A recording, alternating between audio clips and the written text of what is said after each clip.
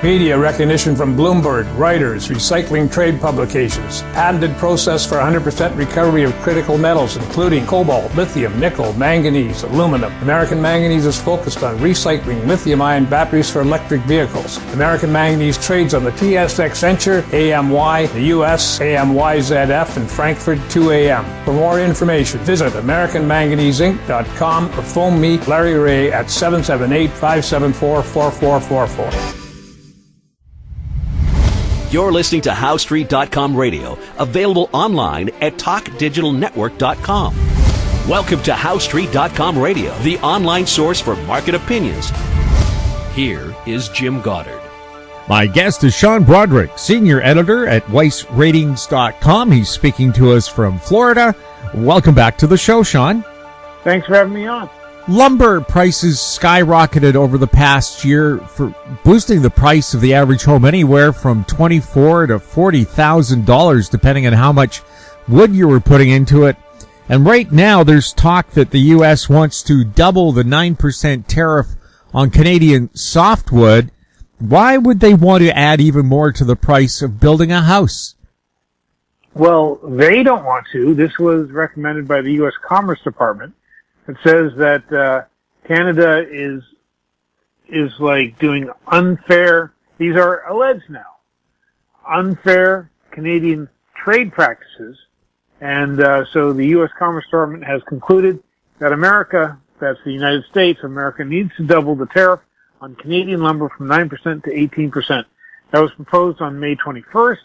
It'll be a months-long review to see if we should maybe do it.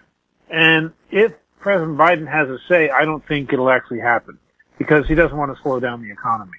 What he's running on, what he's trying to deliver is a rip-roaring economy, and I don't believe this will happen. I think he'll take the risk of pissing off a few lumber magnates. Of course, too. Now, I had a cousin who lived in Arkansas, and he made luxury homes, and he says, I don't care what the price is. I use Canadian lumber because it isn't full of knot holes and the grain is straight and stronger. Well, I have no view on that whatsoever.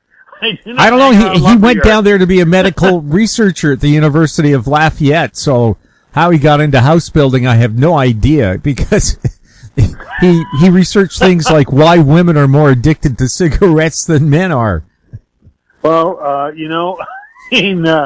another crazy American success story, I guess. Yeah. But, well, he said he made a lot more money making houses than researching cancer.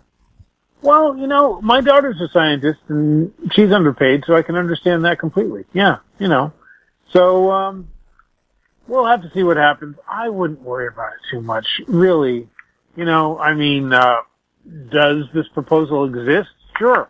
There's a lot of proposals. Is it going to be acted on? Probably not, because it would slow down the economy, and they're already feeling the effects of inflation. This would be another inflationary effect, which they definitely don't want. So I don't think I don't think it'll actually happen, but I can see why people would certainly be worried about it and certainly talk about it. Uranium, how's it going right now? Well, uranium stocks, those stocks that are leveraged to the price of uranium, they are blasting off as you and I talk. So, it's really, we haven't seen a lot of price movement in the underlying metal. We haven't seen the price of uranium move that much, though it is firmly over $31 now. So that's good. But, the uranium stocks are telling us it's much better to come. I mean, when you see, let me type in a stock I know, and it's up 10.2% as you and I talk. That's a heck of a move on the day, right? So they are definitely telling us that much better news is going to come from the uranium industry, whether it's support by the U.S. government, whether it's less supply because we keep seeing outbreaks at the mines of COVID and other things, whether it's, more demand from places around the world. It definitely, this is an industry that's making the switch into very bullish mode. Oil, it's at a 3-year high, I believe. What's the story there? Isn't that nuts? I mean, you would think it would pull back. First of all, well, and may I say, I'm not unhappy that it's up. It's certainly helping my positions. But here's the thing. We saw OPEC come out and say that it was going to add new production. I think it's 1.5 million barrels per day. They don't hold me to that. Anyway, the broad cap that OPEC has in place is going to go up. At the same time, Iran is inching closer to a new nuclear deal with the Western powers. Why that's important is because right now there are sanctions on Iran related to the nuclear deal. If they have a new nuclear deal, then Iran can start selling oil to the West. Iran never stopped selling oil, by the way. It just started selling everything to China. But it can start selling more to the West. And we know that Iran has 69 million barrels floating around in storage on oil tankers just waiting to go somewhere. So with all those things, you would think that the price of oil would go down, and that is not happening. When oil goes up, or when anything goes up, on news that should be bearish, that strikes me as really bullish. And that means to me that, I think, was it last week, Goldman Sachs put out a target on oil for like $80 by the end of the year. That seems very doable. So there's a lot of good underpriced stocks in oil still, even though they've all rallied. You know, many pay nice dividends. They keep raising those dividends, and now they're going to have a lot more cash flow. So that means you can, I would buy everything, but you can be selective, and you can definitely add some things to your portfolio that are in the energy space. We'll have more with Sean Brodrick right after this. Engineer Gold Mines is focused on the exploration and development of the historic high-grade Engineer Gold Mine situated 32 kilometers southwest of Atlin, British Columbia. Engineer Gold Mines is fully permitted for surface and underground exploration with the drill program now underway. Engineer Gold Mines Limited trades on the TSX Venture Exchange, symbol EAU. For more information, please visit us at engineergoldmines.com. Don't miss out. Stay informed. Receive the HowStreet.com weekly recap with thought-provoking podcasts, radio, and articles delivered to your inbox. Sign up for the HowStreet.com weekly recap on our homepage at HowStreet.com. Welcome back. We're speaking with Sean Brodrick. What's going on in the cannabis sector? I thought with everybody stuck at home, the marijuana companies would be doing great. Well, in the U.S. they are. Up in Canada, not so much. I don't know, maybe you guys have much better things to do. Maybe there's a poutine eating contest going on that I don't know about. But we just heard Canopy Growth report its earnings. It lost $1.7 billion last year. That's a heck of a surprise. But down here in the U.S., you know, things are really cranking up. I just posted a chart to Twitter today about rising cannabis sales in Florida. Florida is a big state. Doesn't have recreational, by the way. If you want cannabis in Florida, you have to find a reason. The reason can be I'm nervous, but then you have to get a prescription from a doctor, which costs money and stuff like that. Nonetheless, we're seeing cannabis sales continue to rip in the U.S., and more companies are looking into entering the Florida market, which is really controlled by Trulieve right now. So across the U.S., we are seeing very bullish stuff. Now, there is an interesting thing going on, which is that the position of the Biden administration on marijuana is practically indistinguishable from that of the Trump administration on marijuana, which is that they aren't going to interfere with the states, but they aren't really going to do anything to make marijuana legal on a federal level either.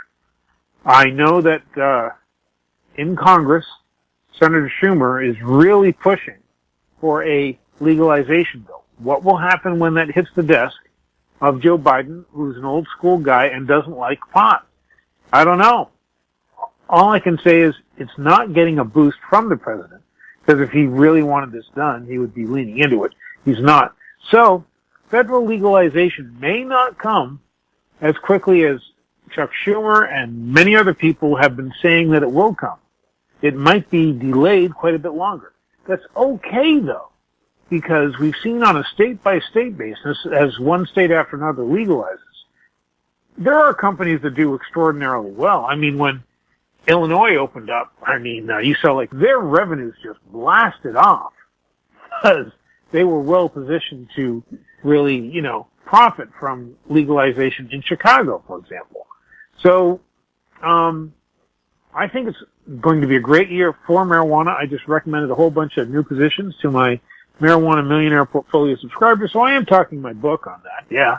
But it seems like there was a real bottom, and it seems like things are headed higher, which means that considering how much these stocks were beaten down, and I'm talking about U.S. stocks here, by the way, considering how much they've been beaten down, this is a great time to buy them if they are about to start heading higher, because you'll be buying at a low. Now, we are seeing, after I was just disparaging of the Canadian cannabis industry, we are seeing some sort of bullish movement there, where things gap higher. Let's see. Definitely look good down in this part of North America. And they might be improving up in Canada as well. It's just a bit slower, that's all. Bitcoin is taking a big plunge. Is it going to come back anytime soon, or will people give up on it and switch to the more traditional ways to make money, gold and silver? Yeah, I know. That was a heck of a move down in like Bitcoin. And of course, we can't group all of the cryptocurrencies in one thing. I mean, there's such differences between Bitcoin and Ethereum and like Dogecoin, which started as a joke and yet has actually turned into something people trade now, right? So there's a lot of changes, between these things. And so, it was due for a pullback anyway, right? I mean, after such an incredible run up and so much froth in that market, of course it was going to pull back. I don't think it's over. There's more and more corporate interest in the cryptocurrency space all the freaking time. So as more corporations get into it, and as they hold some of their assets in cryptocurrencies, that just gives it more respectability. It's also becoming easier to trade and like stuff like that. I do see things out there which I'd rather not talk about, which look like pure Ponzi schemes, and that'll end in tears for somebody. So there are definitely things I would avoid, but all in all, it's just a really volatile space. We can't be too amazed that there are big drawdowns considering how big the run-ups beforehand were. So I think people should pick their spots where they think they might want to buy something again and just wait until they're cheap enough, and then, then you can start picking things up again at a discount compared to where it was.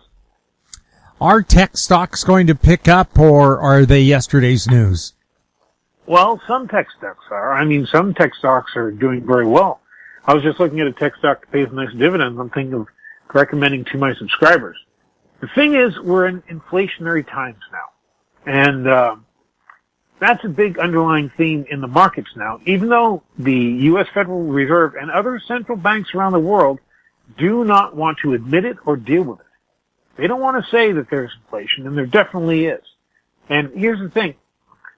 When you switch into an inflationary environment, value stocks start to perform better compared to growth stocks. So, especially those stocks that pay dividends, but anything that is a value stock anyway, because you tend to get more value now as opposed to growth stocks, which are promising you a payout later, So inflation eats away at that later payout, which is why growth starts to not look so good compared to value. But there are tech stocks that have pricing power, and that's going to be the important thing in an inflationary environment. If you have a stock of any kind that has pricing power and can raise prices as inflation starts to work into the system, that stock can really do okay. Those stocks that do not have pricing power could be in some serious trouble. And I think people should examine their portfolios if they agree with me and say, well, what is in here? Do I really want to hold it through an inflationary cycle? And having said that, I have to say the Fed thinks I'm wrong. The Fed thinks that this is very transitory, and by the fourth quarter, at the latest, prices are really going to calm down and like stuff like that. I think they're wrong. Heck, we're even seeing the price of solar energy go higher because the inputs into it, which is basically silicon, that's up like 13%. So even the price of solar energy is going up. So I think we're in a very inflationary environment. I am adjusting portfolios to fit in with that. It means bad news for some tech stocks, some tech stalwarts, absolutely. But those tech stocks with pricing power should be ones that you hang on to because they can do very well in an inflationary environment. With gold and silver, are the miners starting to pick up, or why is it taking so long for people to become interested in the junior miners? Because they seem to be a good bargain. Right. Well, every miner in my gold and silver trader portfolio is up today, so that's good. You are correct about some of the junior miners. Some of the junior miners, I should say junior explorers. Ah, yes. They seem to be missing out on the party train today, but that doesn't mean that they will forever. It just means that the money hasn't worked into that space yet. That's okay. It'll come around. Definitely we can see more money going into this because of gold, right? Gold is traditionally seen as an inflation hedge. And going back to what I just said previously, if we are in inflationary times, gold is going to shine. So these stocks start to look better and better and better. Of course they're going to start with the gold producers and with the silver producers as well, because they're actually producing the metal, which is a hedge against inflation. Explorers may be further down the list because they don't actually produce anything yet. But we know that there's potential in those pounds in the ground, in those ounces in the ground, that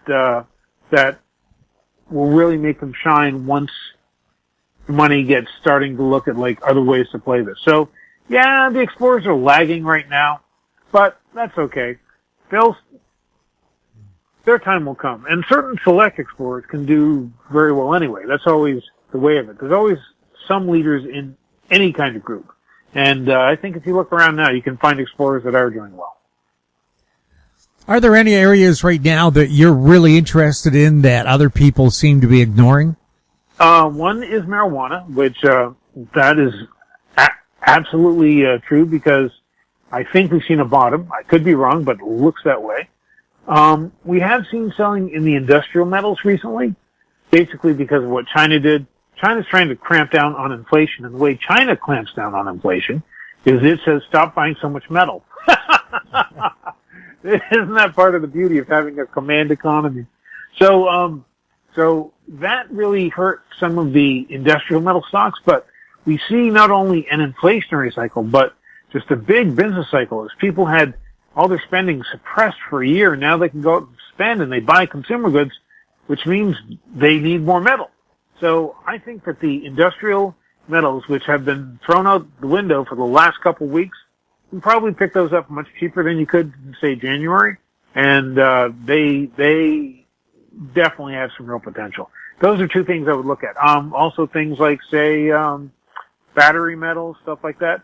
For a long time, the market wasn't interested in those despite the mega trend in electric vehicles. For some reason, all the stocks that were in the battery metals really weren't getting any love, but that's starting to change. So, you might be a little early, but you're definitely not wrong if you buy those stocks as well.